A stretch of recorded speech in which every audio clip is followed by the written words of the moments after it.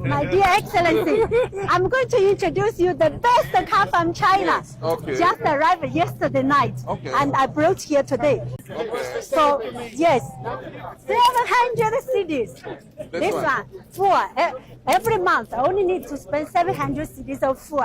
And That's then a hybrid? Hybrid. Yes. This one I give to you. I present to you. This one is specially tailored. Yes. Only 70 units in the world. That's Yes. why I brought it here for Wonderful. you. And I like the color. The Yes. color. Everything inside is the high technology. Yes.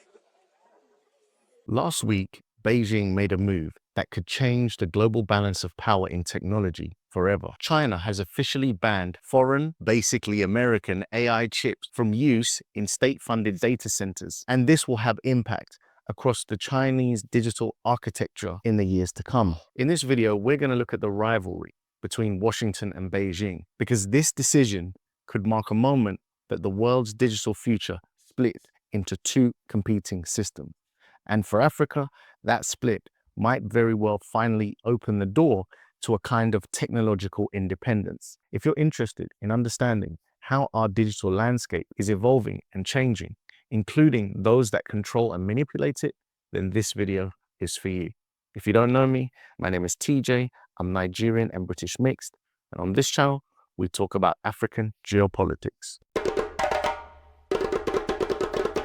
So for years, the US has dominated the digital world. Whether we talk about traditional media, social media, software like Microsoft or Apple, it has been the standard by which the world uses to drive innovation, technology, and business. Even when African countries try to develop their own digital ecosystems, they're often dependent on US technology in order to keep them running. China have started to change this, bringing out their own social media and bringing out their own platforms, essentially dividing the digital world into two factions, American-based and Chinese-based. The clip you saw at the beginning of the video was of President Mahama of Ghana being showed cars by a Chinese company that are looking to enter the African market with force. We've already seen the launch of BYD in Africa, and I already made a video about that a few weeks ago when their Chinese executive was in South Africa, explaining just the type of massive scale that rollout is going to be across the continent. In the West, the car revolution has started too,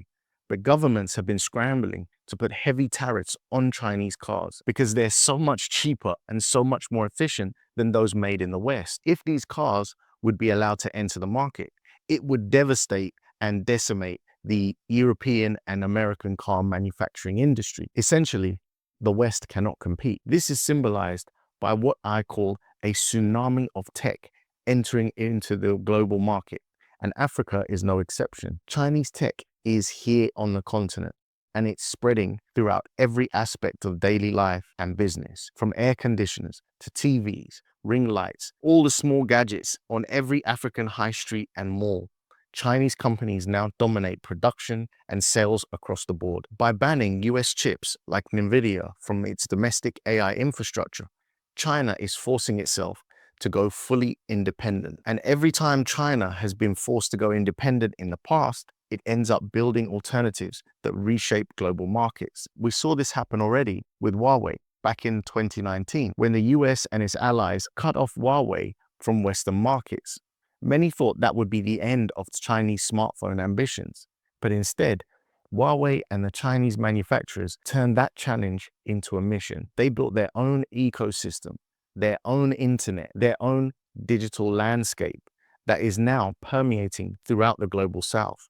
Why? Because it's very affordable. Chinese smartphones are just as good, if not better, than anything that the West produces, although they maybe don't have the legacy brand names to go with it. To an African, to a Brazilian, to an Indonesian, that really doesn't count. Price means much more than brand. Many of you have dropped comments asking how you can support this channel, even offering to donate or help financially.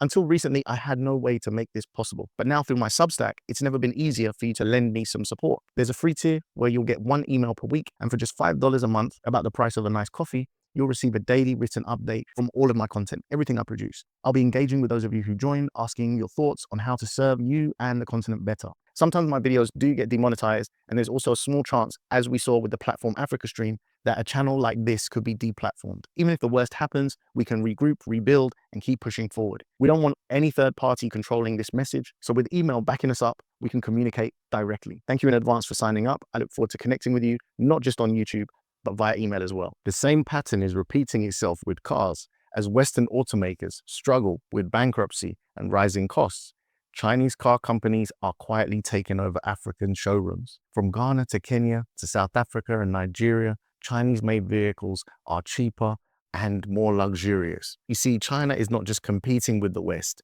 it's offering something practical and accessible. The US thought restricting access to advanced chips would slow down China, and it may have done so in the short term, but it's actually accelerating China's drive to become self-reliant. This miscalculation is mirrored in the trade tariffs that Donald Trump proposed at the beginning of his term. Instead of having the effect of the world groveling on their knees, coming to America in order to do trade with their market, it made the market trade with each other and create self-reliance outside of the US. When it comes to tech, Chinese giants are already pouring billions into domestic chip production.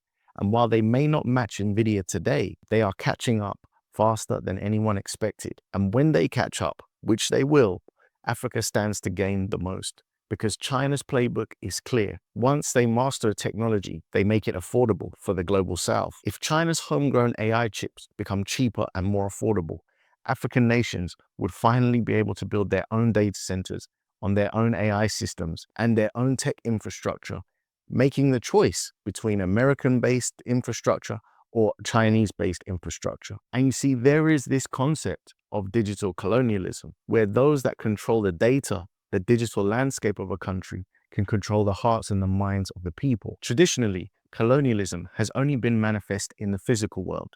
It's been about minerals, agriculture, and control of territory on the ground in Africa. But what the West has failed to do is establish their flag in the digital realm. And now so much of our lives exist right there. Today, Africans can use the Chinese version of GPS on a Chinese phone and scroll through the Chinese version of TikTok. They can access information without heavy filters from Western propaganda. The exposure of historical colonialism and the ongoing neo-architecture is shared more freely than ever, beyond the control of the West media systems. The battle for the minds of African youth is no longer fought through state-controlled TV, newspapers, or radio. The digital world is freer, and the youth are now more aware than ever of Western narratives. They are connected to the idea of what their future could be, a freer future that they are reaching for. You see, liberation starts in the mind. And when Africa can free itself mentally in the digital space, that liberation may begin to shape the physical world as well. This isn't about choosing sides between US and China. It's about having the choice in the first place. It's about recognizing how the global power struggle can create new openings for Africa.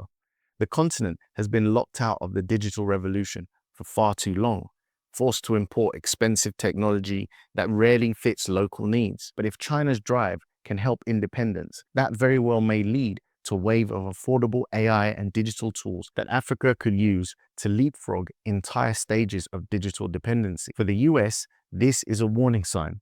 Its strategy of restricting technology might just backfire once again. Just like it did with smartphones and cars. By trying to isolate China, Washington is helping Beijing become a new supplier for much of the developing world. And when it comes to AI, we know that that is a titanic niche for China to capture. The same countries the US once dominated through its empire are now finding alternatives. And for the first time, they have real choices. For Africa, that choice could mean the beginning of the end of digital colonialism. A future where digital centers, cloud infrastructure, and AI development are powered by partnerships that treat the continent as equals, not clients. That is why I say China just ended US digital colonialism in Africa. The only question is whether Africa will seize this moment to build a digital future that belongs to Africans, not foreign powers. I would love to know what you guys think about this. Are you seeing this revolution and the outcomes it's bringing? Please give me your thoughts in the comments. But if you have nothing to say, would it be too much if I asked you to write the words African tech sovereignty now? It just lets me know that you watched the video to the end, you like what I'm doing, and you want me to continue. Thank you so much for watching today, and I'll catch you in the next one. Peace.